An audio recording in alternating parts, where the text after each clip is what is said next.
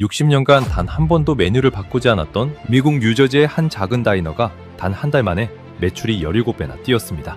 하루 손님 12명이 270명으로 늘어났고 가게 앞에는 4시간씩 줄을 서야 하는 진풍경이 펼쳐졌습니다. 이유는 단 하나, 메뉴판에 새로 올라간 두 글자 때문이었습니다. 바로 보쌈이었죠. 폐업 통지서를 받아들고 텅 빈 주방. 바닥에 주저앉아 있던 58살의 셰프 토마스는 그날 밤 옆가게 한국인 할머니에게 평생 처음으로 이런 말을 건넸습니다. 당신이 만든 음식 우리 가게에서 같이 팔아도 되겠소? 이 짧은 한마디가 폐업 직전이던 60년 노포를 살려냈고 미국 동부 외식 시장 전체를 뒤흔드는 신호탄이 되었습니다. 1907년 아일랜드에서 건너온 이민자의 손자와 1989년 한국에서 건너온 67살 할머니가 한 접시의 보쌈으로 어떻게 만났을까요? 평생 변하지 않는 것이 자랑이었던 미국식 다이너가 어떻게 한국 어머니의 손맛 앞에서 무너지고 다시 일어섰을까요? 뉴욕타임스가 이면에 다루고 미국 다이너 협회가 올해의 혁신상을 수여한 이 작은 기적의 진짜 주인공은 누구였을까요? 그리고 그날 두 사람이 무대 위에서 손을 맞잡고 흘렸던 눈물의 의미는 무엇이었을까요? 이 영상을 끝까지 보고 나면 진짜 음식이 사람을 어떻게 살리는지, 그리고 보쌈 한 접시에 담긴 한국 어머니들의 60년 손맛이 왜 지구 반대편의 노포까지 살려낼 수 있었는지, 가슴 깊은 곳에서 뜨거운 무언가가 차오르는 걸 느끼시게 될 겁니다. 영상 시작 전 구독과 좋아요로 대한민국의 미래를 응원해주세요. 제 이름은 토마스 오브라이언, 올해 58살입니다. 미국 뉴저지주 저지시티에서 60년 된 다이너 한 곳을 운영하고 있죠. 정확히는 운영해왔다고 말해야 맞을지도 모르겠습니다. 이 이야기를 시작하기 전에 제 가게가 어떻게 이 자리에 서 있게 되었는지부터 말씀드려야 할 것 같습니다. 저희 할아버지 패트릭 오브라이언은 1907년에 미국 땅을 처음 밟으셨습니다. 아일랜드 코크주의 가난한 어촌에서 감자 농사로 연명하던 집안의 셋째 아들이었죠. 대기근의 그늘이 여전히 마을마다 깊게 드리워져 있던 시절, 할아버지는 17살의 나이로 형제들에게 작별 인사를 하고 배에 올랐습니다. 주머니에는 단돈 4달러와 어머니가 싸준 호밀빵 한 덩어리가 전부였다고 들었습니다. 뉴욕 앨리스 섬에 도착한 할아버지는 처음 30년을 부두 노동자로 일하셨습니다. 새벽 5시부터 밤 10시까지 무거운 짐을 나르며 한 푼 두 푼을 모았죠. 그렇게 모은 돈으로 1965년 저지시티 다운타운의 한쪽 모퉁이에 작은 다이너를 열었습니다. 빨간 벽돌 건물에 초록색 차양을 단 그 가게가 바로 지금의 오브라이언스 다이너입니다. 저는 1968년 할아버지가 다이너를 연 지 3년째 되던 해에 태어났습니다. 제 첫 기억은 다이너 주방의 그릴 앞이에요. 할아버지가 두툼한 손으로 팬케이크를 뒤집을 때마다 노릇한 반주기로 김이 피어오르던 장면, 베이컨이 지글거리며 익어가는 소리, 갓 내린 커피의 향기. 저에게 다이너는 집보다 더 집 같은 곳이었습니다. 14살이 되던 해 여름, 아버지께서 처음으로 저에게 앞치마를 들러주셨어요. 그날 아버지께서 하신 말씀을 지금도 또렷이 기억합니다. 토마스 다이너의 첫 번째 규칙이 뭔지 아느냐? 변하지 않는 것이다. 손님이 10년 만에 다시 와도 20년 만에 다시 와도 같은 자리에 같은 의자가 있어야 하고 같은 메뉴판에 같은 가격이 있어야 한다. 다이너는 변하면 죽는다. 그 말을 저는 평생의 신조로 삼았습니다. 1985년에 아버지가 위암으로 돌아가신 뒤 제가 다이너를 물려받았을 때도, 1995년에 가게 옆 도로가 확장 공사를 시작하면서 매출이 30% 떨어졌을 때도, 2008년 금융위기로 미국 전역의 다이너 6만 곳 중 3분의 1이 문을 닫았을 때도 저는 메뉴판을 단 한 번도 바꾸지 않았습니다. 저희 다이너의 메뉴는 정확히 17가지였습니다. 미트로프, 클램 차우더, 베이컨 에그, 블루베리 팬케이크, 그리고 메릴랜드식 크랩 케이크. 할아버지가 1965년에 처음 적어 놓으신 그 메뉴판을 저는 60년 동안 한 글자도 바꾸지 않았습니다. 가격조차 물가 인상분만 반영해서 조금씩 올렸을 뿐 메뉴 자체는 단 한 가지도 추가하거나 빼지 않았죠. 저희 가게의 가장 오래 뵌 단골은 조 카민스키 어르신입니다. 폴란드계 미국인이고 은퇴한 경찰관이에요. 1985년부터 매주 토요일 아침 7시 정각에 가게 문을 열고 들어오셔서 창가 쪽 두 번째 테이블에 앉아 베이컨 에그와 블랙커피를 드십니다. 40년 동안 단 한 번도 다른 자리에 앉으신 적이 없고 단 한 번도 다른 메뉴를 시키신 적이 없습니다. 그분이 들어오시면 저는 굳이 주문을 받지 않아도 됩니다. 그냥 그릴에 베이컨 4줄을 올리면 되니까요. 저는 그런 가게가 자랑스러웠습니다. 빠르게 변하는 미국 사회 속에서 60년 전과 똑같은 음식을 똑같은 자리에서 만들어내는 가게. 어떤 손님은 어릴 적 부모님 손을 잡고 와서 먹었던 팬케이크를 이제는 자기 아이들 손을 잡고 와서 먹게 해주는 가게. 저는 그 한결같음이 이 시대에 가장 필요한 미덕이라고 믿었습니다. 그래서였을까요? 새로운 것에 대해 저는 본능적으로 거부감을 가지고 있었습니다. 특히 외국 음식에 대해서는 더 그랬어요. 2010년대 들어서 저지시티에 멕시코 식당, 베트남 쌀국수집, 인도 카레집이 줄줄이 들어섰을 때도 저는 단 한 번도 그 가게들에 발을 들여놓지 않았습니다. 음식은 그 나라 사람들이 먹는 것이 가장 맛있다는 게 제 지론이었거든요. 미국 사람은 미국 음식을 먹어야 한다. 그게 저의 단호한 신념이었습니다. 한국 음식에 대해서는 거의 무지에 가까웠어요. 제가 아는 한국이라고는 텔레비전 뉴스에서 가끔 보던 한국 전쟁의 흑백 사진과 어렸을 때 본 영화 매시에 나오던 야전병원의 이미지 정도였습니다. 한국 음식이라고 들어본 것은 두세 가지 뿐이었어요. 김치, 그리고 한국식 바비큐. 그게 전부였습니다. 저는 김치를 한 번도 먹어본 적이 없었지만 미국 사람들 사이에서는 김치가 위험할 정도로 매운 발효 양배추라는 이미지가 강했어요. 같은 동네 펍에서 누군가 김치 이야기를 꺼내면 다들 코를 막는 신용을 하며 웃었죠. 그 냄새나는 음식 말이지? 한 번 먹어봤는데 사흘 동안 속이 쓰렸어. 저도 그런 농담에 같이 웃었습니다. 직접 먹어본 적도 없으면서요. 5년쯤 전이었나요? 단골 손님 중 한 분이 한국에서 일하다 돌아오신 분이 계셨는데 가게에 들어서 이런 말씀을 하시더라고요. 토마스, 자네 가게에 한국식 메뉴 하나 넣어보는 거 어때? 요즘 한국 음식이 정말 뜨고 있어. 저는 단호하게 고개를 저었습니다. 아닙니다. 한식은 너무 자극적이에요. 우리 손님들은 평생 베이컨 에그와 미트로프를 드신 분들입니다. 그분들 입에 맞을 리가 없어요. 게다가 우리는 다이너입니다. 다이너는 미국 음식을 파는 곳이지 외국 음식을 파는 곳이 아니에요. 그분은 어깨를 으쓱하시더니 그냥 미트로프를 시키셨습니다. 그날 이후로도 비슷한 제안을 하는 손님들이 몇 분 더 계셨지만 저는 단 한 번도 흔들리지 않았습니다. 다이너는 변하면 죽는다. 그게 60년 동안 우리 집안이 지켜온 신조였으니까요. 지금 돌이켜보면 그때 제가 그렇게 단단하게 거부했던 것은 정말로 신념 때문만은 아니었던 것 같습니다. 한 구석에는 두려움이 있었어요. 60년 동안 만들어온 그 음식 말고 다른 것을 만들어 본 적이 없는 사람이 새로운 것을 시도했다가 망신을 당할까봐 무서웠던 거죠. 손이 굳어 있었고, 혀가 굳어 있었고, 마음이 굳어 있었습니다. 그리고 2024년 봄, 저의 단단했던 그 신념과 두려움이 한꺼번에 무너지기 시작하는 일이 벌어졌습니다. 코로나 이후 좀처럼 회복되지 않던 매출이 그해 들어 급격히 떨어지기 시작한 거예요. 2019년에 일평균 78명이었던 손님이 2024년 4월에는 일평균 23명까지 줄었습니다. 토요일 아침에 조 카민스키 어르신을 포함해 손님이 5명도 채 들어오지 않는 날이 늘어났죠. 저는 매일 밤 가게 문을 닫고 나서 텅 빈 홀에 불을 끄기 전에 한참을 그 자리에 서 있었습니다. 60년 동안 수많은 사람들이 앉아서 웃고 떠들고 울었던 그 자리들이 텅 비어있는 모습을 바라보면서 입안이 바짝바짝 말라가는 걸 느꼈어요. 그때까지만 해도 저는 알지 못했습니다. 2달 뒤에 제 손에 폐업 통지서가 쥐어지게 될 줄은요. 그리고 그 폐업 통지서가 결국 제 인생을, 그리고 우리 다이너의 운명을 완전히 다른 방향으로 돌려놓게 될 줄은 더더욱 알지 못했습니다. 2024년 6월 17일 월요일 아침, 저는 평소처럼 새벽 5시 반에 가게에 도착했습니다. 그날따라 유난히 안개가 짙어서 가게 앞 길 건너편에 우체통조차 흐릿하게 보였던 기억이 납니다. 자물쇠를 열고 안으로 들어가 불을 켰을 때 문 아래 틈으로 끼워져 있는 두툼한 봉투 하나가 눈에 들어왔어요. 흰색 봉투에 빨간색 도장이 찍혀 있었습니다. 등기 우편이었죠. 봉투를 집어든 순간부터 손끝이 차가워지기 시작했습니다. 발신인은 건물주인 베른슈타인 부동산이었어요. 봉투를 뜯기도 전에 무슨 내용인지 짐작이 갔습니다. 지난 3월에 건물주가 바뀌었다는 소식을 들었거든요. 30년 동안 우리 가게의 임대료를 한 번도 크게 올리지 않았던 옛 건물주 콜린스 씨가 건강 문제로 모든 건물을 매각하셨다는 거였습니다. 봉투를 뜯고 첫 줄을 읽는 순간 저는 카운터 옆 의자에 풀썩 주저앉았습니다. 임대료 인상 통지서. 현재 월 4,200달러였던 임대료를 다음 계약 갱신일인 9월 1일부터 월 22,200달러로 인상한다는 내용이었습니다. 정확히 2.43배. 종이 위에 숫자들이 흐릿하게 번지면서 한꺼번에 빙글빙글 도는 것 같았어요. 저는 통지서를 5번이나 다시 읽었습니다. 혹시 제가 잘못 본 게 아닌가 싶어서요. 하지만 숫자는 분명했습니다. 월 22,200달러. 우리 다이너의 한 달 평균 순이익이 2024년 4월 기준으로 1,800달러였어요. 임대료가 1,200달러로 오르면 매달 8,400달러씩 적자가 난다는 뜻이었습니다. 한 달이 아니라 단 일주일도 버틸 수 없는 숫자였죠. 저는 통지서를 카운터 위에 내려놓고 한참을 그대로 앉아 있었습니다. 가슴이 답답하다는 게 어떤 느낌인지 그때 처음으로 정확하게 알았어요. 누가 가슴 한가운데에 큰 돌덩이를 올려놓은 것처럼 숨을 들이쉬어도 폐 안쪽까지 공기가 들어오지 않는 느낌이었습니다.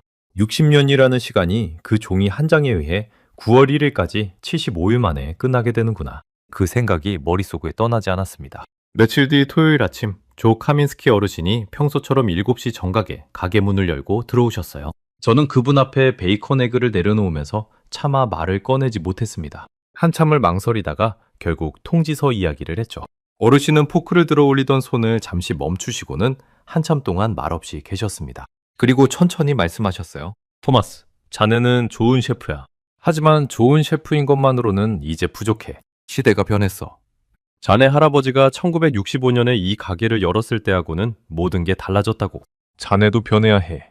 안 그러면 9월 1일에 자네는 60년 가게의 마지막 사장이 되는 거야?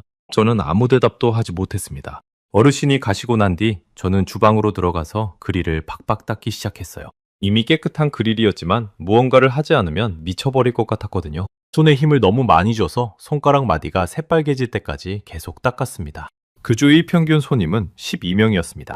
2019년 같은 주에는 83명이었던 자리였어요. 하루 매출이 $320도 채 안 되는 날들이 이어졌습니다. 식자재 값과 인건비, 전기세를 빼고 나면 그날 제 손에는 $30도 남지 않았어요. 그 무렵 가게 옆 빈 점포에 새로운 사람이 들어왔습니다. 우리 다이너 건물 오른쪽에는 30평 정도 되는 작은 점포가 하나 있었는데 6개월째 비어있던 자리였어요. 7월 초에 어느 화요일 아침 그 점포 앞에 작은 트럭이 한 대 와서 짐을 내리고 있더라고요. 저는 가게 창문 너머로 무심코 그 모습을 지켜봤습니다. 키가 작고 등이 살짝 굽은 동양인 할머니 한 분이 트럭에서 직접 짐을 내리고 계셨어요. 손녀로 보이는 젊은 여자분이 옆에서 도와주고 있었고요. 짐은 대부분 큼직한 항아리들이었습니다. 갈색 옹기 항아리, 검은색 항아리, 도자기로 된 단지대, 트럭 한 대 가득이 항아리뿐이었어요. 저는 속으로 생각했죠. 무슨 가게를 열려고 항아리를 저렇게 많이 가져오는 걸까? 3일 뒤, 그 점포에 작은 간판이 걸렸습니다. 한국어와 영어가 함께 적힌 간판이었어요. 한국어로는 정임의 부엌이라고 적혀 있었고, 영어로는 정이스 키친, 코리안 홈푸드라고 적혀 있었습니다. 저는 그 간판을 보는 순간 미간이 절로 찌푸려졌어요. 하필이면 우리 가게 바로 옆에 한국 음식점이 들어왔다는 사실이 불편했거든요. 그 다음 주부터였습니다. 매일 아침 가게 문을 열 때마다 옆 가게에서 강한 냄새가 흘러나오기 시작했어요. 마늘 냄새, 매운 고추 냄새, 그리고 무언가 시큼하고 톡 쏘는 발효된 냄새. 저는 그 냄새가 우리 가게의 베이컨과 커피향을 덮어버리는 것 같아서 몹시 신경이 쓰였습니다. 7월 셋째 주 목요일, 결국 저는 옆 가게로 가서 문을 두드렸습니다. 그날은 아침 손님이 단 6명이었어요. 임대료 통지서를 받은 지 한 달이 지났고 폐업이 50일도 채 남지 않은 시점이었습니다. 마음의 여유가 완전히 사라져 있었죠. 문을 열고 들어가니 그 동양인 할머니가 큰 대야 앞에서 무언가를 손으로 버무리고 계셨습니다. 빨간 양념이 잔뜩 묻은 배추 같은 것이었어요. 할머니는 저를 보시더니 손을 멈추시고 천천히 일어나셨습니다. 저보다 머리 하나 정도 작은 분이셨어요. 흰머리가 절반쯤 섞인 단발머리에 깊은 주름이 가득한 얼굴이었지만 눈빛만은 또렷하셨습니다. 안녕하세요. 저는 옆집 다이너 사장 토마스 오브라이언입니다. 죄송하지만 부탁드릴 게 있어서요. 가게에서 나오는 음식 냄새가 저희 가게로 너무 많이 넘어옵니다. 환기 시설을 좀 보강해 주시거나 아니면 냄새가 강한 음식은 영업시간을 조정해 주실 수 있을까요? 저는 최대한 정중하게 말한다고 했지만 목소리에 짜증이 묻어나는 것을 스스로도 느낄 수 있었습니다. 할머니는 한참 동안 저를 가만히 바라보시더니 천천히 고개를 끄덕이셨어요.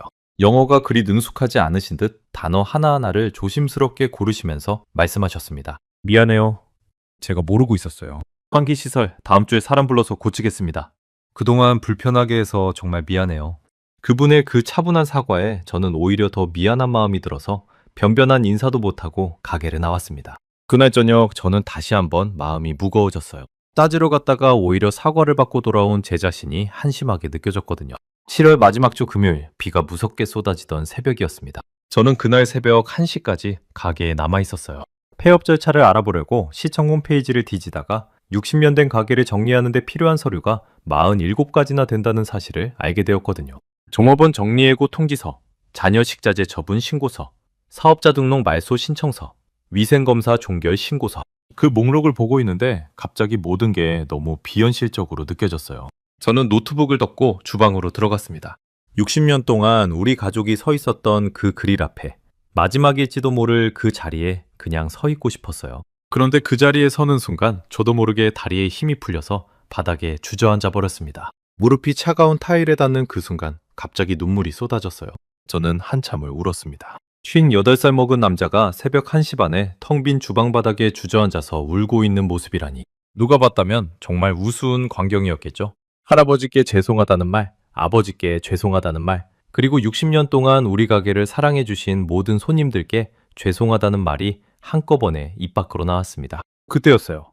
가게 뒷문 쪽에서 누군가가 조심스럽게 문을 두드리는 소리가 들렸습니다.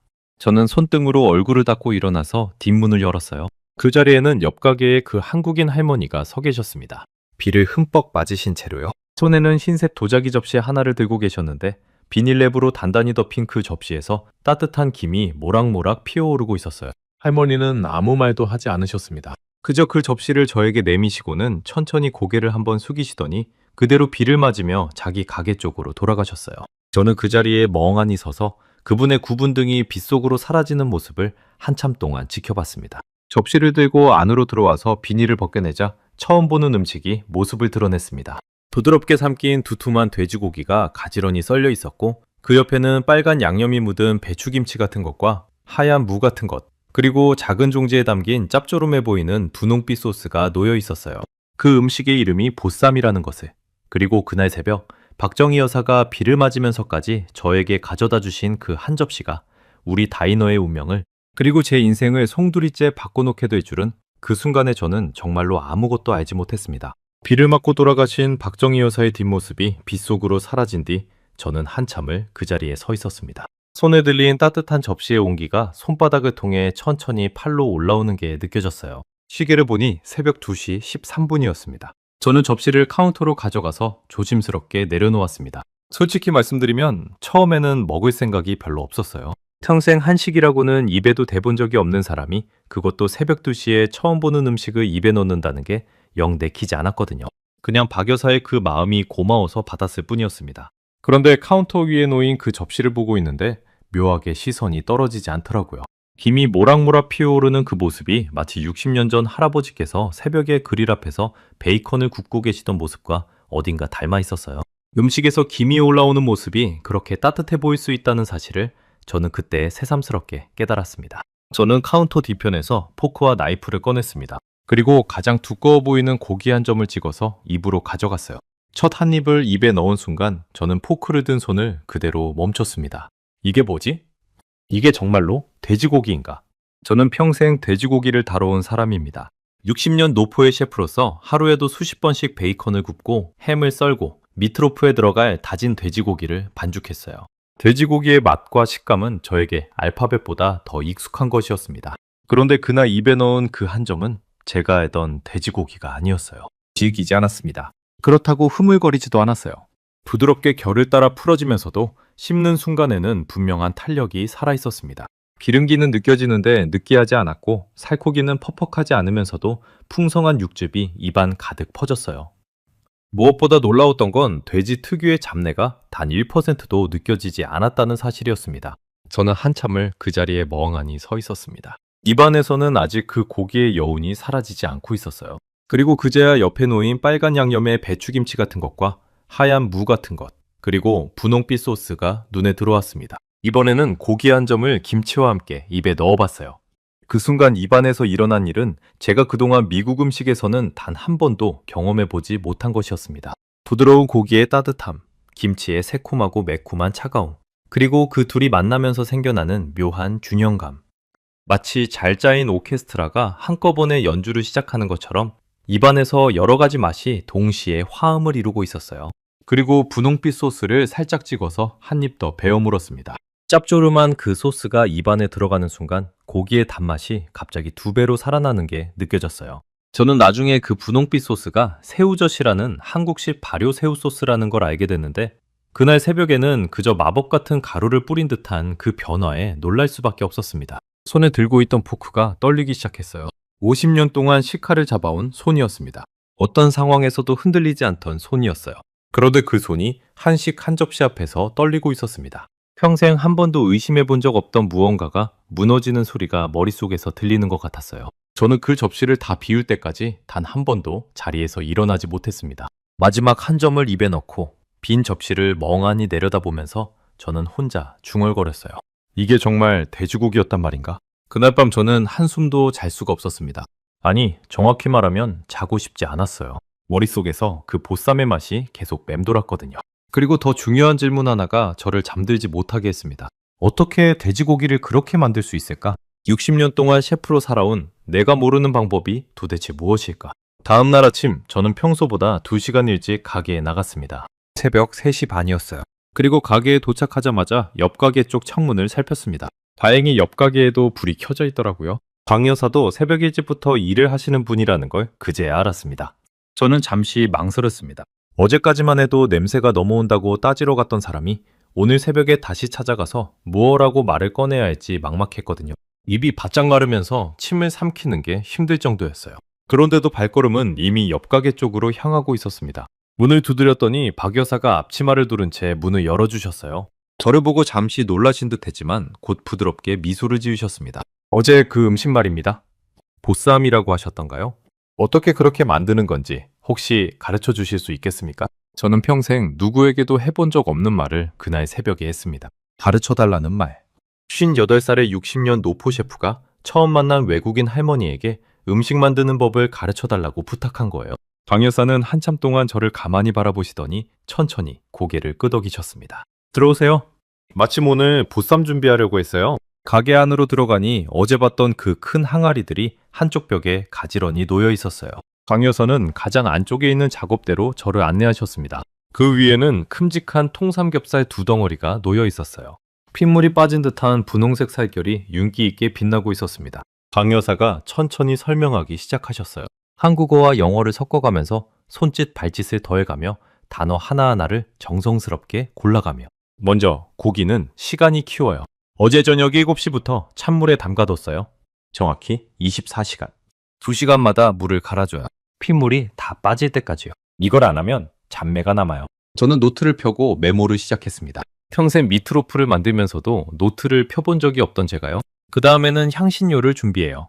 된장 2큰술, 통마늘 15알, 통후추 1큰술, 월계수잎 5장, 양파 1개, 대파 신부분 2대, 생강 5조각. 박 여사는 큰 솥에 물을 채우시고 그 7가지 재료를 하나씩 천천히 넣으셨어요. 그리고 통삼겹살 2덩어리를 조심스럽게 넣으셨습니다. 솥뚜껑을 닫으시고 시계를 보시고는 말씀하셨어요. 이제 2시간 30분 삶아요. 정확히 2시간 30분. 1분도 더, 1분도 덜 한대요. 1시간 지나면 한번 뒤집어요. 저는 그 자리에서 깜짝 놀랐습니다. 미국식 요리에서 고기를 2시간 반이나 삶는다는 건 상상도 할 수 없는 일이었거든요. 우리 다이너에서 미트로프를 만드는 데 걸리는 시간은 굽는 시간까지 다 합쳐도 55분입니다. 그것도 길다고 느낄 정도였어요. 그런데 박 여사의 보쌈은 핏물 빼는 시간까지 합치면 무려 26시간 30분이 걸리는 음식이었습니다. 미트로프의 약 29배에 달하는 시간이었죠. 저는 솔직히 물어봤습니다. 고기를 그렇게 오래 삶으면 맛이 다 빠져나가지 않냐고요? 미국 요리학교에서는 항상 그렇게 가르치거든요. 고기는 강한 불에 짧게 익혀야 육즙이 살아있다고요. 박 여사는 제 말을 듣고 빙긋 웃으셨습니다. 그리고는 천천히 고개를 저으시면서 말씀하셨어요. 고기는 시간이 키워요. 우리 어머니가 그러셨어요. 빨리 하면 빨리 잊혀요. 천천히 하면 평생 남아요. 그 말이 가슴 한가운데를 망치로 때리는 것 같았습니다. 저는 입을 다물고 한참 동안 솥에서 올라오는 김을 바라봤어요. 빨리 하면 빨리 잊혀요. 천천히 하면 평생 남아요. 그 말은 단순히 보쌈을 삶는 방법에 대한 이야기가 아니라는 걸 저는 본능적으로 알았습니다. 박 여사는 그날 김치 담그는 법도 보여주셨어요. 그분이 사용하시는 김치, 종준이 친정어머니에게서 물려받은 32년 묵은 것이라는 사실을 들었을 때 저는 또 한 번 충격을 받았습니다. 32년이라뇨. 미국에서는 발효식품의 종균을 그렇게 오래 이어가는 문화가 거의 없거든요. 박 여사의 어머니께서 1992년에 처음 만드신 그 김치 종균이 32년이 지난 2024년에도 박 여사의 손에서 살아 숨쉬고 있는 거예요. 새우젓도 마찬가지였습니다. 박 여사는 그 새우젓을 매년 충청남도 광천이라는 곳에서 직접 구해오신다고 하셨어요. 광천 토굴에서 1년을 발효시킨 새우젓만 사용하신다고요? 보쌈 한 접시에 들어가는 그 작은 분홍빛 소스 한 종지에 1년이라는 시간이 담겨있는 셈이었습니다. 저는 그날 점심때까지 박 여사 옆에 붙어서 보쌈이 완성되는 전 과정을 지켜봤습니다. 2시간 반이 지나서 솥뚜껑을 열었을 때 안에서 올라오는 그 향기는 어떻게 표현해야 할지 모르겠어요. 담배라고는 단 한 점도 없이 깊고 진하고 순수한 고기의 향기. 박 여사는 삶아진 고기를 꺼내서 결을 따라 천천히 썰기 시작하셨습니다. 저는 박 여사 옆에 서서 그분의 손을 가만히 지켜봤어요. 67살의 작고 굽은 손이었습니다. 손등에는 검버섯이 가득했고 손가락 마디는 굵어져 있었어요. 그런데 그 손이 칼을 잡는 순간의 정확성과 부드러움은 50년 경력의 셰프인 저로서도 감탄할 수밖에 없는 수준이었습니다. 문득 그런 생각이 들었어요. 60년 동안 변하지 않는 게 우리 가게의 자랑이라고 그렇게 믿어왔는데 그 60년 동안 나는 도대체 무엇을 배우고 무엇을 발전시켰을까? 진짜로 변하지 않은 것은 우리 다이너의 메뉴가 아니라 나 자신이 아니었을까? 새로운 것을 받아들이지 못하는 굳어버린 나 자신이 아니었을까? 그날 저녁 가게 문을 닫고 집으로 돌아오는 길에 저는 평소와 다른 길로 돌아왔습니다. 평생 다니던 지름길을 두고 일부러 먼 길로 돌아온 거예요. 60년 동안 매일 같은 길로만 다녔던 제가 그날만은 다른 길을 걷고 싶었습니다. 처음 보는 거리의 풍경이, 처음 보는 사람들의 얼굴이, 처음 듣는 자동차 소리가 그날따라 유난히 새롭게 다가왔어요. 집에 도착해서 평생 한 번도 펴본 적 없던 노트 한 권을 책상 위에 펼쳤습니다. 강 여사가 오늘 가르쳐주신 보쌈 레시피를 처음부터 다시 정리하기 시작했어요. 24시간 핏물 빼기, 7가지 향신료, 2시간 30분 삶기. 그 한 줄 한 줄을 적어내려가는 동안 제 머릿속에서는 박 여사의 그 말씀이 계속 맴돌고 있었습니다. 천천히 하면 평생 남아요. 저는 그날 밤 60년 만에 처음으로 다이너의 메뉴판을 다시 꺼내봤습니다. 할아버지가 1965년에 직접 손으로 적으셨던 그 빛바랜 메뉴판을요. 그리고 그 옆에 박 여사의 보쌈 레시피가 적힌 노트를 나란히 놓아두었습니다. 그날 새벽까지 저는 그 두 종이를 번갈아 보면서 한 가지 질문을 스스로에게 계속 던지고 있었어요.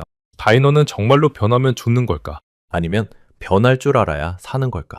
그날 밤 이후로 저의 하루는 완전히 달라졌습니다. 평소에는 새벽 5시 반에 가게에 나가던 제가 그 다음 주 월요일부터는 새벽 4시에 일어났어요. 그리고 우리 가게가 아닌 박 여사 가게의 뒷문을 먼저 두드리기 시작했습니다. 평생 누구의 제자가 되어본 적이 없던 저는 그날부터 67살 한국인 할머니의 견습생이 된 거예요. 박 여사는 매일 새벽 4시 반부터 가게에서 일을 시작하시는 분이었습니다. 첫날 제가 문을 두드렸을 때 박 여사는 놀라지도 않으시고 그저 조용히 문을 열어주셨어요. 마치 제가 올 줄 알고 있었다는 듯한 표정이었습니다. 저는 들고 간 새 앞치마를 두르고 가만히 박 여사 옆에 섰습니다. 그리고 그분이 하시는 모든 동작을 하나도 놓치지 않으려고 두 눈을 부릅떴어요. 첫째 날 박 여사는 저에게 핏물 빼는 법부터 가르쳐 주셨습니다. 저는 단순히 찬물에 담가두면 되는 줄 알았는데 그게 아니더라고요. 물의 온도가 정확히 섭씨 5도여야 하고 2시간마다 물을 갈아주되 갈 때마다 고기를 한 번씩 손으로 부드럽게 주물러줘야 한다는 거였어요. 너무 세게 주물러도 안 되고 너무 약하게 만져도 안 됐습니다. 박 여사는 제 손을 잡으시고 직접 그 강도를 가르쳐 주셨어요. 이 정도. 갓난아기 등을 두드리듯이. 작고 거친 그분의 손이 제 손등을 잡아주시는 순간 저는 어쩐지 가슴 한쪽이 묵직해지는 것을 느꼈습니다. 둘째 날에는 향신료의 비율을 배웠어요. 박 여사는 저울을 사용하지 않으셨습니다. 모든 재료를 손으로 가늠하셨어요. 된장 2큰술이라고 하셨지만 그 2큰술이 그날 고기의 상태에 따라 미세하게 달라졌습니다. 고기가 좀 더 기름지면 된장을 조금 더 넣으셨고 살코기가 많은 부위면 마늘을 2-3알 더 넣으셨어요. 저는 도저히 이해할 수가 없어서 물어봤습니다. 어떻게 그렇게 정확하게 가늠하시냐고요? 박 여사는 잠시 손을 멈추시고 말씀하셨어요. 30년이요? 30년 동안 매일 같은 일을 했어요.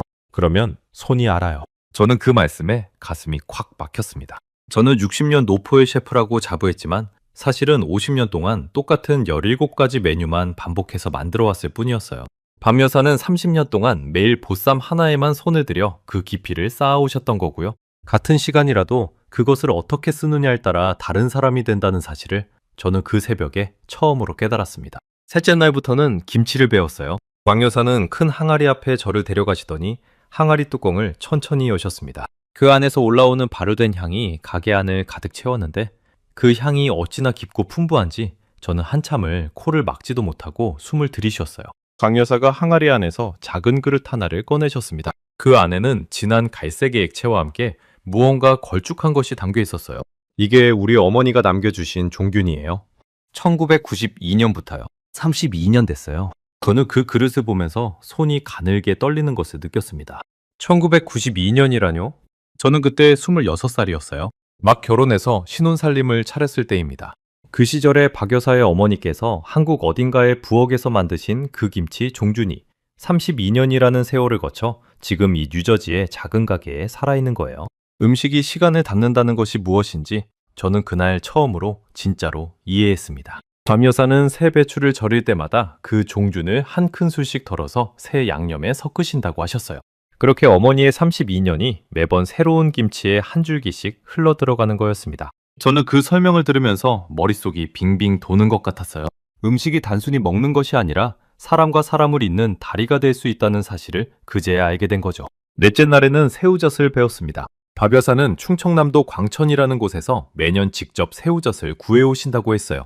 광천은 토굴에서 1년 동안 발효시킨 새우젓으로 유명한 곳이라고 하셨습니다. 박 여사가 작은 항아리에서 새우젓 한 숟갈을 떠 보여주셨어요. 분홍빛이 도는 작은 새우들이 투명한 액체 속에서 빛나고 있었습니다. 박 여사는 그 새우젓 한 숟갈을 그릇에 담아 저에게 건네주시면서 말씀하셨어요. 이거 한 숟갈에 1년이 들어있어요. 새우는 5월에 잡아요. 그리고 그해 5월부터 다음해 5월까지 토굴에서 자요. 그 1년이 이 한 숟갈이에요. 저는 그 한 숟갈의 새우젓을 한참 동안 들여다봤습니다. 미국식 다이너에서 우리가 미트로프 한 덩어리를 만드는 데 걸리는 시간이 1시간이라고 말씀드렸죠. 그러니까 우리 미국식 셰프들은 1시간 만에 손님에게 음식을 내놓을 수 있도록 모든 시스템을 만들어 온 거예요. 효율, 속도, 표준화. 그게 미국 음식의 자랑이었습니다. 그런데 박 여사의 보쌈 한 접시에는 26시간 30분 동안 삶아낸 고기와 32년 된 종준이 들어간 김치와 365일 토굴에서 발효시킨 새우젓이 함께 올라가는 거예요. 저는 그 자리에서 펜과 노트를 꺼내서 계산을 해봤습니다. 미트로프 한 덩어리에 들어가는 총 시간은 약 60분. 보쌈 한 접시에 들어가는 총 시간은 26.5시간에 32년. 김치와 1년 새우젓까지 합치면 단순 비교로도 수천 배의 시간 차이가 났어요. 미국식이 효율의 음식이라면 한국식은 시간의 음식이었습니다. 그 두 가지가 같은 음식이라는 단어로 묶이는 것 자체가 어쩌면 잘못된 일인지도 모르겠다는 생각마저 들었어요. 새벽 공부가 일주일째 이어지던 8월 둘째 주 화요일이었습니다. 그날은 박 여사 가게에서 보쌈 만드는 과정을 마치고 우리 다이너로 돌아오는 길에 길거리에서 우연히 신문 가판대 앞에 놓인 한 잡지의 표지를 보게 됐어요. 미국식 식음료 트렌드를 다루는 전문지였습니다. 표지 한가운데에 큼지막한 글씨로 한국식 양념과 소스 시장의 폭발적 성장이라는 제목이 적혀 있더라고요. 저는 그 잡지를 사서 가게로 돌아왔습니다. 커피 한 잔을 내려놓고 카운터에 앉아 천천히 읽기 시작했어요. 그 안에 적혀있던 숫자들이 저를 한 번 더 충격에 빠뜨렸습니다. 미국 내 한국식 바베큐 소스 매출이 전년 대비 80% 성장, 매운 한국식 소스가 29% 성장, 한국식 핫소스 23% 성장, 그리고 가장 충격적이었던 숫자는 따로 있었어요. 미국 내 김치 매출이 전년 대비 80% 증가했다는 통계였습니다. 저는 그 숫자를 보고 한참 동안 잡지를 덮지 못했어요. 80%라뇨? 어떤 식품 카테고리도 1년 만에 80%씩 성장하는 일은 미국 시장에서 거의 일어나지 않습니다. 평균적으로 10%만 성장해도 폭발적인 성장이라고 평가받는 시장에서 김치가 80%씩 성장하고 있었던 거예요. 그리고 더 놀라웠던 건 이 숫자들이 한인 시장이 아니라 미국 주류 시장에서의 매출이라는 사실이었습니다. 잡지에는 미국 푸드 트렌드 컨설팅 회사 AFN&Co가 발표한 보고서 내용도 실려 있었어요. 그 보고서는 2024년 식음료 트렌드의 가장 첫 번째 항목으로 한국 음식을 꼽고 있었습니다. 한국 음식이 더 이상 틈새 시장이 아니라 미국 외식 산업의 중심부로 들어오고 있다는 분석이었어요. 한국식 핫도그 전문 체인 5개가 미국 내 242개 매장을 운영하고 있고 그 매장 수가 전년 대비 52% 증가했다는 구체적인 수치까지 적혀 있었습니다. 저는 잡지를 덮고 머리를 감싸쥐었습니다. 60년 동안 다이너 주방에만 갇혀 있느라 저는 바깥 세상이 이렇게 빠르게 변하고 있다는 사실을 전혀 모르고 있었던 거예요. 미국 사람들은 이미 한국 맛을 원하고 있었습니다. 제가 그 사실을 한 달 늦게 알았을 뿐이었어요. 입안에 쓴맛이 돌면서 평소에는 잘 느끼지 못하던 관자놀이가 욱신거리기 시작했습니다. 그날 저녁 가게 문을 닫고 나서 저는 단골조 카민스키 어르신께 전화를 드렸습니다. 어르신은 가게가 아닌 곳에서 제가 먼저 전화를 드린 적이 거의 없었기 때문에 무슨 일이냐고 걱정스럽게 물으셨어요. 저는 솔직하게 말씀드렸습니다. 강 여사 이야기, 보쌈 이야기, 그리고 잡지에서 본 숫자들 이야기까지요. 그리고 마지막으로 한 가지 질문을 드렸어요. 조 어르신, 만약에 말입니다. 만약에 제가 우리 다이너 메뉴판에 보쌈을 올린다면 어르신은 어떻게 생각하시겠어요? 60년 동안 미국식 다이너로만 해온 우리 가게에 한국 음식을 올린다는 게 말이죠. 조 어르신은 한참 동안 말씀이 없으셨어요. 소화기 너머로 어르신의 숨소리만 들렸습니다. 그러다가 천천히 말씀하셨어요. 토마스, 자네 할아버지가 1965년에 이 가게를 처음 열었을 때 메뉴에 클램 차우더가 있었지? 그게 무슨 음식인 줄 아나? 영국 동부해안의 어부들이 먹던 음식이야. 미국 토박이 음식이 아니라고? 자네 할아버지가 아일랜드에서 가져온 게 아니라 미국 와서 보고 배운 음식이지. 자네가 그렇게 자랑하던 그 17가지 메뉴 중에 진짜 아일랜드 음식이 몇 개나 되는 줄 아나? 단 2개야. 홈비프 해시하고 아이리시 소다브레드. 나머지 15개는 자네 할아버지가 미국에 와서 새로 받아들이신 음식들이라고. 저는 소화기를 든 채로 멍하니 카운터 앞에 서 있었어요. 60년 동안 단 한 번도 의심해 본 적이 없는 사실 하나가 그 순간 무너지고 있었습니다. 저는 우리 다이너의 17가지 메뉴가 100% 우리 가족의 전통이라고 굳게 믿고 살아왔어요. 그런데 사실은 그 메뉴 중 무려 88%가 할아버지가 미국에 와서 새로 받아들이신 음식들이었던 거예요. 조 어르신은 마지막으로 한마디를 더 하셨습니다. 토마스, 자네 할아버지는 1907년에 17살 나이로 미국에 왔을 때 단돈 4달러밖에 없었지. 그분이 이 자리까지 오신 건 변하지 않아서가 아니야. 변할 줄 알았기 때문이야. 그분이 가져온 건 레시피가 아니라 용기였어. 새로운 땅에서 새로운 음식을 받아들일 용기. 자네는 그걸 60년 동안 정반대로 알고 살아온 거야. 전화를 끊고 나서 저는 한참 동안 카운터에 엎드려 있었습니다. 머릿속에서 한 문장이 떠나지를 않더라고요. 60년 동안 나는 미국 음식이라는 감옥에 갇혀 있었구나. 할아버지가 1907년에 미국 땅에 가져오신 건 레시피가 아니라 변하지 않는 용기였는데 나는 그것을 변하지 않는 고집으로 잘못 읽어왔구나. 그 깨달음이 너무 늦게 찾아온 게 분하고 또 분했습니다. 그날 밤 저는 집에 돌아가지 않고 가게 카운터에 앉아 종이 한 장을 펴놓고 새로운 메뉴판을 그리기 시작했어요. 60년 동안 단 한 번도 바뀐 적 없는 우리 다이너의 메뉴판에 평생 처음으로 새 메뉴 한 줄을 적어 넣은 순간이었습니다. 펜을 잡은 손이 이상하게 가볍게 느껴졌어요. 평생 무거운 식칼만 잡아왔던 손이 그 가벼운 펜 하나에 60년의 무게를 실어서 글자를 적어 내려갔습니다. 보쌈 플레이트 18달러. 정여사 할머니의 60년 비법. 3줄이었습니다. 단 3줄. 그런데 그 3줄을 적어놓고 나서 저는 60년 만에 처음으로 다이너의 새 메뉴판 앞에서 가슴이 두근거리는 걸 느꼈어요. 두려움과 설렘이 반반씩 섞인 그 묘한 감정이 저를 그날 새벽까지 잠들지 못하게 했습니다. 다음 날 아침 저는 박 여사 가게로 그 새 메뉴판을 들고 갔습니다. 박 여사는 그 종이를 한참 동안 들여다보시더니 안경 너머로 저를 가만히 바라보셨어요. 그러더니 천천히 한국말로 무언가 말씀하셨습니다. 저는 그 뜻을 알 수 없어서 물었어요. 박 여사는 잠시 적당한 영어 단어를 고르시는 듯 하다가 부드럽게 미소를 지으시며 말씀하셨습니다. 같이 가요. 우리 같이 가요, 토마스. 같이 가자는 그 한마디를 듣는 순간 저는 그동안 한 번도 느껴본 적 없는 따뜻함이 가슴 한가운데에서 올라오는 것을 느꼈어요. 60년 동안 저는 혼자였습니다. 할아버지와 아버지가 남겨주신 그 17가지 메뉴를 혼자서 지켜내야 한다는 책임감을 어깨에 지고 살아왔어요. 그런데 그 새벽 박 여사가 같이 가자고 하시는 그 한마디에 60년 동안 짊어지고 있던 그 무거운 짐의 절반이 가벼워지는 느낌이 들었습니다. 폐업 통지서를 받은 6월 17일부터 정확히 2달이 지난 8월 17일 토요일, 우리 다이너의 메뉴판은 60년 만에 처음으로 18가지가 되었습니다. 그 18번째 메뉴를 메뉴판에 정식으로 인쇄해 거는 그날 저는 결심했어요. 9월 1일 폐업이 아니라 9월 1일 새로운 시작이라고 생각하기로. 님대로 2200달러를 감당할 수 있을지 없을지는 아직 알 수 없었지만 적어도 60년 동안 한 번도 시도해 본 적 없는 일을 마지막에라도 해볼 수 있다는 사실이 저에게는 그 무엇보다 큰 의미였습니다. 그날 새 메뉴판을 가게 입구에 거는 제 손은 아침 이슬에 젖은 풀잎처럼 가늘게 흔들리고 있었습니다. 2024년 11월 2일 토요일, 우리 다이너에서 보쌈 플레이트를 정식으로 판매하기 시작한 첫날이었습니다. 저는 그날 새벽 3시에 일어나서 가게에 나갔어요. 평소보다 2시간 반이나 빠른 시간이었습니다. 박 여사는 이미 자기 가게에 나와 계셨어요. 우리 두 사람은 그날 함께 보쌈을 준비했습니다. 핏물을 빼놓은 통삼겹살 5덩어리를 각자의 솥에 나눠 담고 박 여사가 직접 가르쳐주신 7가지 향신료를 정확한 비율로 넣었어요. 솥에서 김이 오르기 시작하던 오전 7시, 가게 문을 열었습니다. 첫 손님이 들어오기를 기다리는 동안 저는 카운터 뒤에서 양 손바닥을 앞치마에 자꾸 비비고 있었어요. 60년 동안 가게 문을 열어왔지만 그날 아침처럼 손바닥에 땀이 차오르던 적은 처음이었던 것 같습니다. 오전 내내 손님은 단 3분이 들어오셨어요. 그중 두 분은 평소처럼 미트로프와 베이컨 에그를 시키셨고, 한 분만 새 메뉴판을 한참 들여다보시다가 호기심 어린 표정으로 보쌈 플레이트를 주문하셨습니다. 그분이 보쌈 한 점을 입에 넣고 눈을 동그랗게 뜨시는 모습을 보면서 저는 카운터 뒤에서 두 주먹을 꽉 쥐었어요.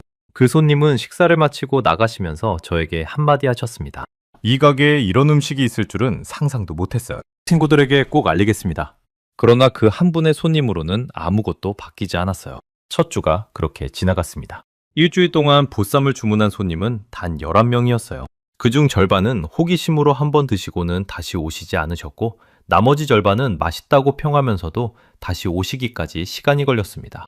저는 그래도 실망하지 않으려고 노력했어요. 강 여사도 매일 새벽 함께 보쌈을 준비하시면서 한 번도 불평을 하지 않으셨습니다. 다만 박 여사 가게에서도 손님이 그리 늘지는 않았어요. 두 가게 모두 폐업 위기에서 한 발 더 깊은 늪으로 빠져들어가고 있는 셈이었습니다. 그렇게 보름이 지난 11월 16일 토요일이었어요. 그날도 어김없이 새벽 5시 반에 가게에 나가 평소처럼 준비를 하고 있는데, 오전 11시쯤 가게 문이 열리면서 젊은 여자 손님 한 분이 들어오셨습니다.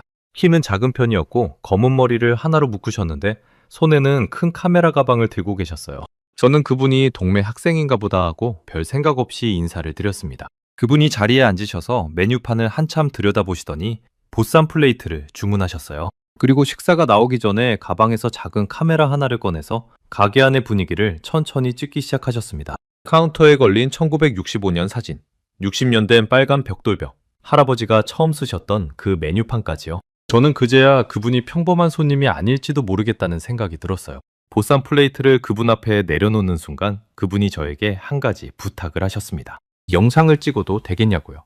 저는 잠시 망설이다가 고개를 끄덕였어요. 그분이 보쌈 한 점을 김치와 함께 새우젓에 살짝 찍어서 입으로 가져갔습니다.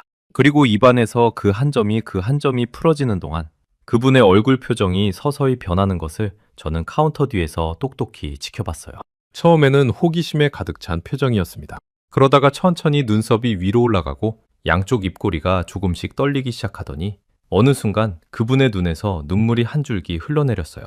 그분은 손으로 입을 가린 채로 한참을 그렇게 앉아 계셨습니다. 저는 무슨 일인지 몰라서 조심스럽게 다가갔어요. 손님, 혹시 음식이 입에 맞지 않으셨나요? 너무 짜거나 너무 매웠다면 다시 만들어 드리겠습니다. 그분은 천천히 손을 내리시더니 저를 올려다보셨습니다. 눈은 빨개졌지만 입가에는 미소가 떠올라 있었어요. 아니에요, 사장님. 정반대예요. 이건 제가 미국에서 처음 먹어보는 진짜 보쌈이에요. 한국 할머니가 직접 만드신 그 손맛 그대로예요. 저는 한국에 한 번도 가본 적이 없어요. 저는 한국계 미국인이거든요. 그런데 이걸 한 입 먹는 순간 저희 할머니가 어렸을 때 만들어주시던 그 음식들이 떠올랐어요. 음식이 사람을 어디로 데려갈 수 있는지 저는 오늘 처음 알았어요. 그분이 자기 이름을 말씀해 주셨습니다. 에밀리 초이라는 분이셨어요. 푸드 인플루언서라고 소개하셨는데 저는 그때까지 인플루언서라는 직업이 정확히 무엇을 하는 사람인지조차 잘 몰랐습니다. 에밀리 씨는 식사를 마치시고 일어나시면서 저에게 명함을 한 장 건네주셨어요. 그리고 마지막으로 한 가지 부탁을 하셨습니다. 박 여사를 직접 뵐 수 있겠냐는 부탁이었어요.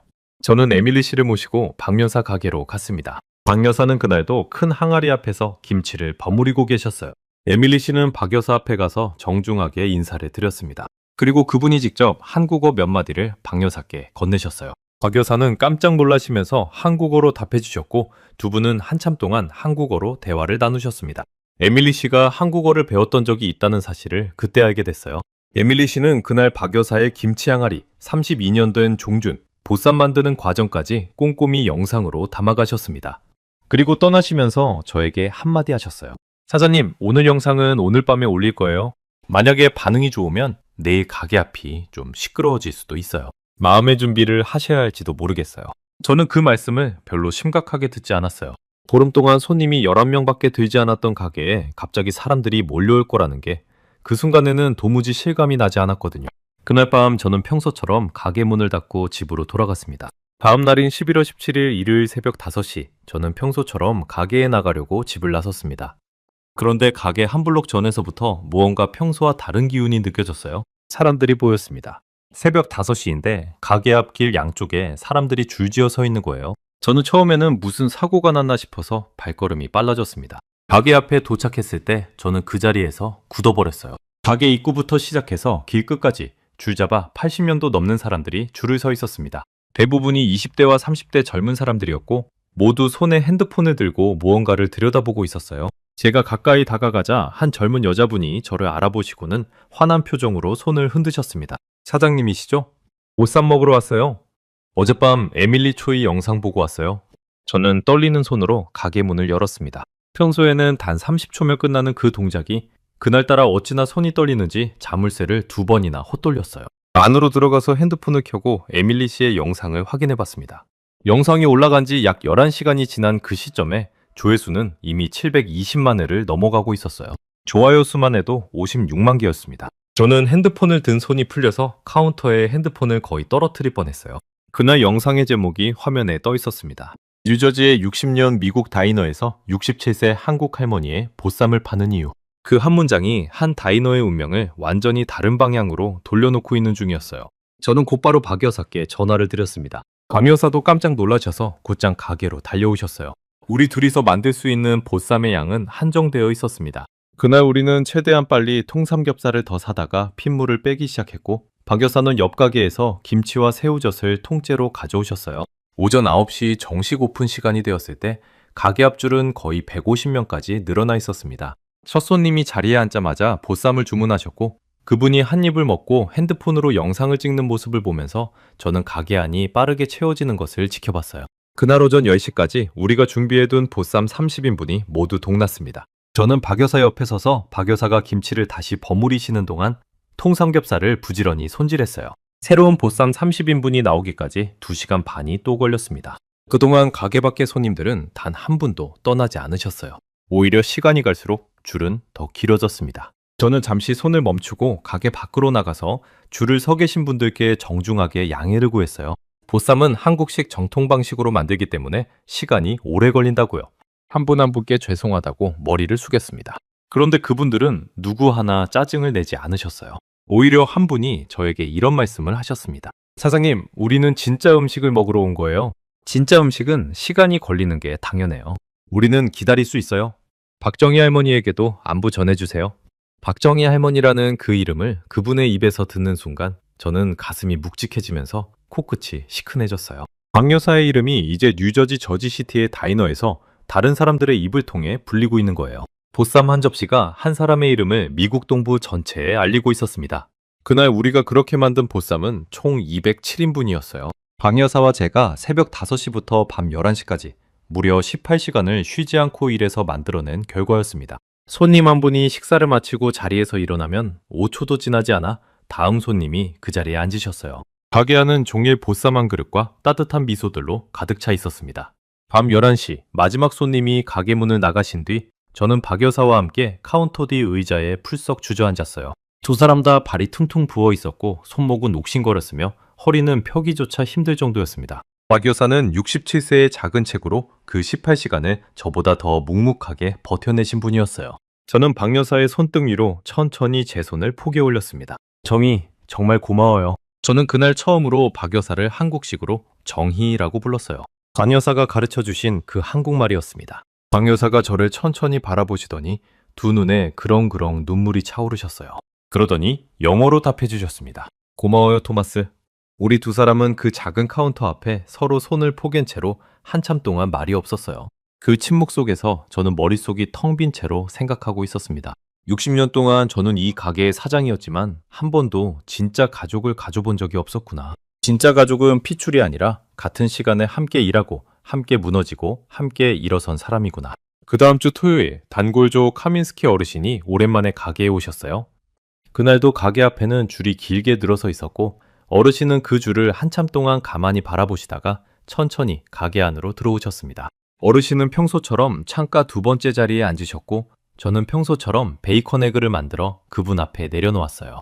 조 어르신은 베이컨 에그를 드시는 대신 가게 벽에 새로 걸어놓은 새 메뉴판을 한참 동안 올려다보셨습니다. 60년 동안 변하지 않았던 그 메뉴판에 새로 추가된 18번째 메뉴 보쌈 플레이트라는 글자를요. 그리고 한참 후에 천천히 말씀하셨어요. 토마스, 60년 만에 처음으로 자네 할아버지가 자랑스러워하실 만한 가게가 됐어. 자네 할아버지는 변하지 않는 사람이 아니라 변할 줄 아는 사람이었거든. 자네가 드디어 그걸 알게 된 거야. 저는 그 말씀을 듣고 카운터 뒤에서 한참 동안 고개를 들지 못했습니다. 60년 동안 제가 잘못 알고 있었던 그 한 가지를 결국 박 여사가 한 접시의 보쌈으로 저에게 가르쳐 주신 거예요. 그리고 그 작은 깨달음이 폐업 직전이었던 우리 다이너를 다시 일어서게 만들고 있었습니다. 그날 이후 우리 다이너의 일상은 빠르게 바뀌어갔습니다.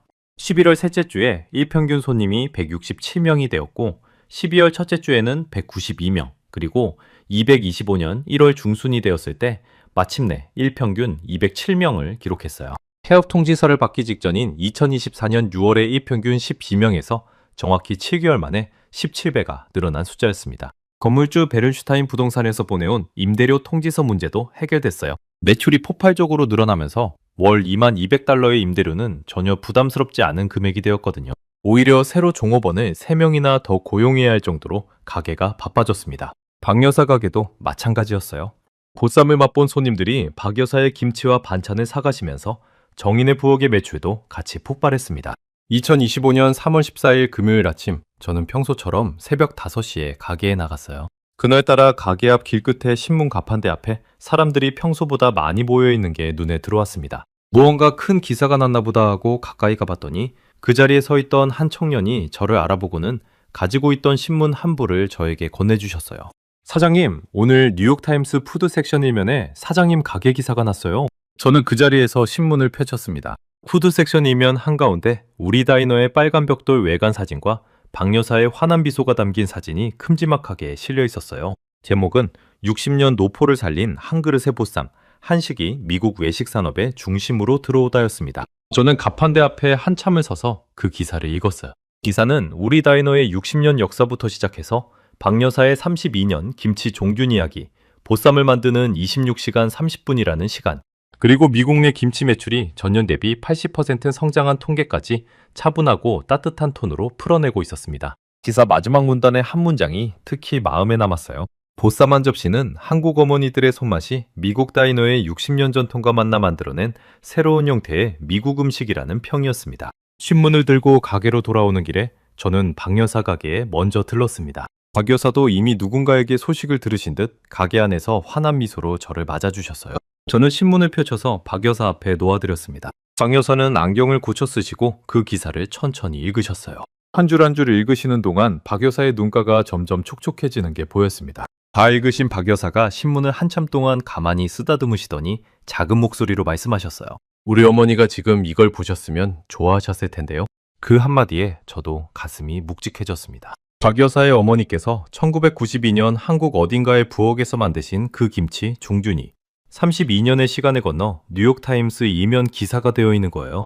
그로부터 정확히 2주 뒤인 3월 28일 토요일 저녁, 저는 미국 다이너협회로부터 정식 초청장을 받았습니다. 매년 봄에 열리는 미국 다이너협회 연례 시상식에서 올해의 혁신 다이너상의 수상자로 우리 오브라이언스 다이너가 선정되었다는 내용이었어요. 미국 다이너협회는 1956년에 설립된 단체로 미국 전역의 다이너 6만여 곳을 대표하는 곳입니다. 그곳에서 올해의 혁신상을 주는 가게는 매년 단 한 곳뿐이었어요. 저는 시상식이 열리는 그날 박 여사를 모시고 함께 갔습니다. 시상식장에는 미국 전역에서 모인 다이너 셰프와 사장들 700여 명이 참석해 있었어요. 무대에 올라 트로피를 받는 그 순간 저는 마이크 앞에 서서 한참 동안 입을 떼지 못했습니다. 객석을 내려다보니 박 여사가 맨 앞줄에 앉아 두 손을 가지런히 모은 채로 저를 올려다보고 계셨어요. 저는 떨리는 목소리로 수상 소감을 시작했습니다. 이 상은 제가 받을 자격이 없습니다. 진짜 이 상을 받으셔야 할 분은 따로 계십니다. 박정희 여사님, 무대 위로 함께 올라와 주시겠습니까? 객석이 술렁였습니다. 장 여사는 깜짝 놀라셔서 손사래를 치셨지만 객석에서 박수가 터져나오자 천천히 자리에서 일어나 무대 위로 올라오셨어요. 저는 박 여사의 손을 잡고 마이크 앞에 함께 섰습니다. 60년 동안 우리 가게의 슬로건은 변하지 않는 맛이었습니다. 이제 그 슬로건은 바뀝니다. 원할 줄 아는 용기. 박정희 여사님이 저에게 가르쳐주신 한국말이 하나 있습니다. 정성? 음식에는 그 한 단어면 충분합니다. 정성을 가르쳐주신 박 여사님과 67세의 미국 동부에서 한국 어머니의 손맛을 끝까지 지켜내신 모든 한인 어머니들께 이 상을 바칩니다. 객석에서 박수와 함께 환호성이 터져나왔어요. 박 여사는 제 옆에서 한참 동안 두 손으로 얼굴을 가린 채로 눈물을 흘리셨습니다. 저는 박 여사의 어깨에 손을 살며시 올렸어요. 그 작고 굽은 어깨가 그 순간 미국 다이너협회 700여 명의 박수 속에서 환하게 빛나고 있었습니다. 시상식이 끝난 뒤 한 달이 지난 4월 말, 저는 한 가지 놀라운 소식을 더 듣게 됐어요. 우리 다이노와 박 여사 가게가 알려진 뒤로 저지시티 일대의 한인 상권 전체가 살아나기 시작했다는 거였습니다. 다이노 주변의 한인 식료품점 5곳의 매출이 평균 38% 늘어났고, 뉴저지 한인 셰프 12명이 미국식 식당과 협업 메뉴를 새로 개발하고 있다는 소식이었어요. 한 접시의 보쌈이 한 가게를 살린 것이 아니라 한 동네 전체를 살려내고 있었던 겁니다. 2024년 상반기 대미 농수산식품 수출이 사상 최대치를 기록했다는 통계도 그 무렵 발표됐어요. 한국에서 미국으로 수출되는 김치, 라면, 고추장 같은 식품들의 양이 폭발적으로 늘고 있다는 거였습니다. 작은 보쌈 한 접시에서 시작된 이야기가 한국과 미국을 잇는 거대한 음식 문화의 다리가 되어가고 있었어요. 지금 우리 다이노의 메뉴판에는 18가지 메뉴가 있습니다. 17가지는 60년 전 할아버지가 적어놓으신 그대로이고, 18번째는 박정희 여사 할머니의 60년 비법 보쌈 플레이트예요. 그리고 그 메뉴판 맨 위에는 작은 액자 하나가 새로 걸려 있습니다. 그 액자 안에는 박 여사와 제가 무대 위에서 함께 트로피를 들고 찍은 사진이 들어있고, 그 아래에는 이런 글귀가 적혀 있어요. 60년 미국, 60년 한국, 만나서 100년이 되었습니다. 요즘 저는 매일 아침 7시가 되면 가게에서 가장 먼저 갓 구운 블루베리 머핀 2개를 챙겨서 박 여사 가게로 갑니다. 60년 동안 우리 다이너의 대표 메뉴였던 그 블루베리 머핀을요. 그리고 박 여사는 매일 아침 저에게 작은 통에 김치를 담아주십니다. 그 작은 일상이 우리 두 사람의 하루를 시작하는 의식이 되었어요. 며칠 전 새벽 저는 가게 카운터 앞에 서서 1965년 할아버지께서 손으로 적으신 그 빛바랜 메뉴판을 한참 동안 바라봤습니다. 60년 전 그 종이에 할아버지께서 첫 메뉴를 적으셨을 때 그분의 손도 분명 떨리고 있었을 거예요. 17살에 단돈 4달러로 미국 땅을 밟으신 그분이 58년의 세월을 거쳐 마침내 자기 가게를 열고 첫 메뉴판을 적으셨던 그 순간의 떨림. 그리고 60년 뒤 그 손자가 그 메뉴판에 18번째 메뉴를 더 적어 넣을 때의 떨림. 두 떨림이 60년이라는 시간을 사이에 두고 닮아 있었습니다. 진짜 음식에는 국적이 없었어요. 다만 사랑이 있을 뿐이었습니다.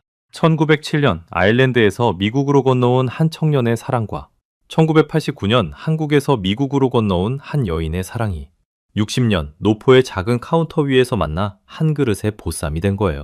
그 보쌈 한 접시가 저에게 가르쳐준 것은 단순한 요리 비법이 아니라 진짜 음식이 진짜 사람을 어떻게 살리는지에 대한 가장 본질적인 답이었습니다. 이 영상을 보고 계신 여러분께 한 가지만 더 말씀드리고 싶습니다. 한식은 더 이상 한국만의 음식이 아닙니다.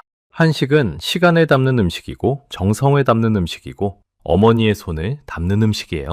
그래서 한식이 들어간 곳에서는 사람과 사람이 만나고 죽어가던 가게가 살아나고 멀어졌던 마음이 가까워집니다. 작은 보쌈 한 접시에 그런 힘이 들어있다는 사실을 58세의 미국 다이너 셰프가 67세의 한국 할머니에게서 배웠습니다. 저는 다음 시간에도 전 세계를 놀라게 할 대한민국의 이야기로 다시 찾아뵙겠습니다.